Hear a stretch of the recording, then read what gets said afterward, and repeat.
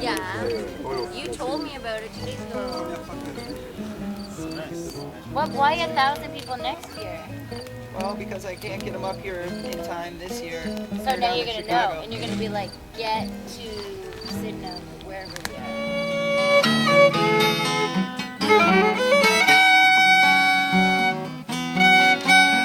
Is this your first year here? This is my second. Second, yeah? I would have been here earlier, but they canceled the one in 2008.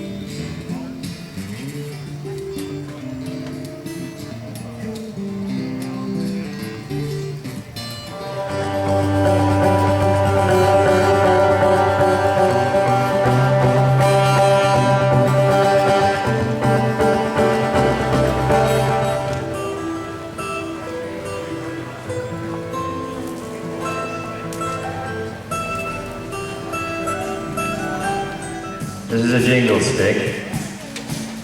And it jingles and it jangles when I tap it on the floor, and when I slap it with my hand, it jingles some more. I love to pound it on the ground and make the whole thing ring. And when I play my jingle stick, I love to hear you. Hey, you're pretty darn good. Yeah.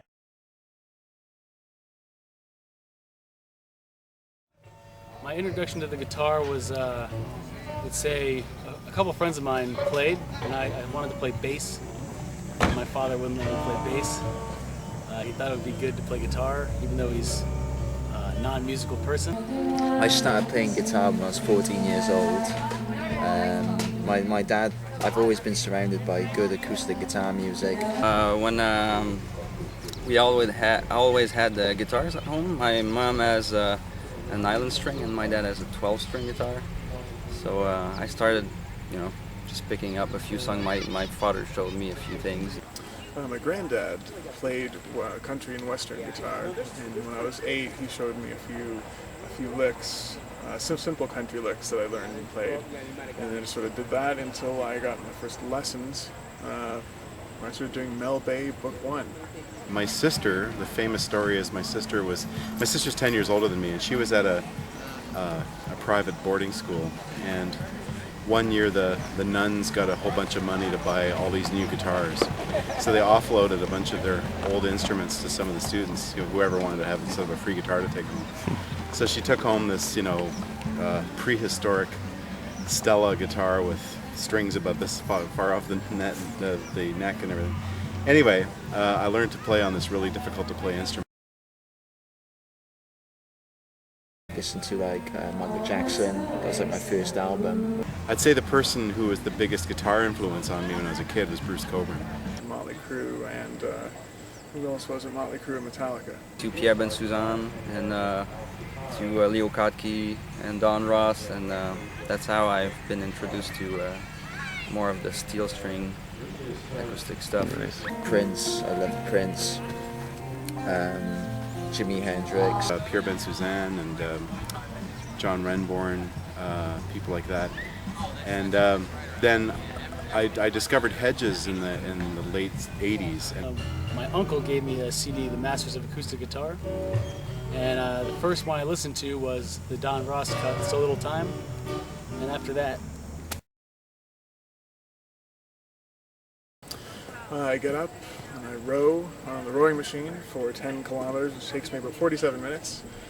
Then I do a brief, set of exercises, and then go for the 10-kilometer walk.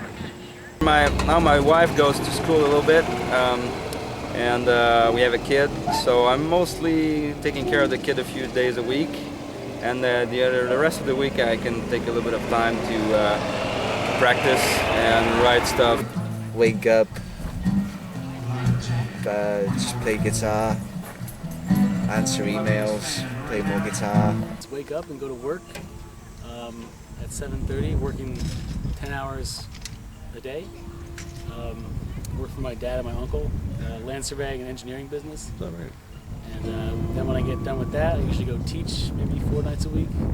I live in Halifax now, and I have a little house downtown, a little studio about 4 blocks away from where I live. So very typical for me is to jump on my bicycle and go over to my studio and do a bunch of work there. Be it paperwork or writing music or recording music or teaching. I do a lot of private teaching now. Eat, practice, rest, practice again. Push away all those groupies, girls, I got so many of them.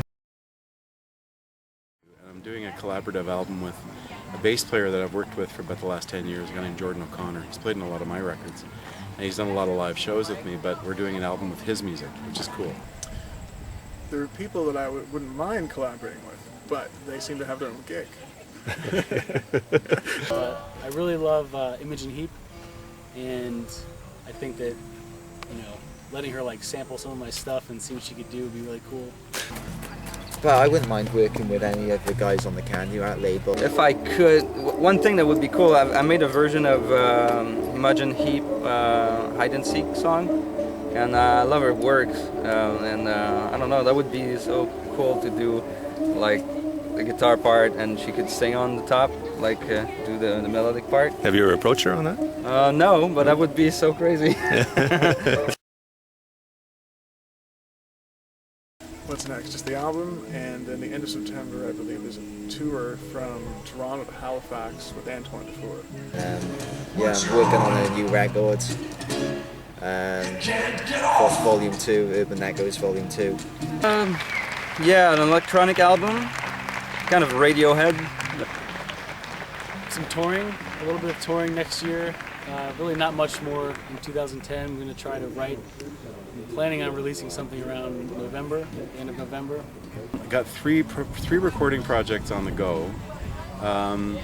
2 of them are solo. One's going to be an album of arrangements of other people's tunes, just tunes that I like. I've avoided doing covers my entire career. I've only done 2 or 3 ever. So I'm going to do a whole album of covers just to get it out of my system.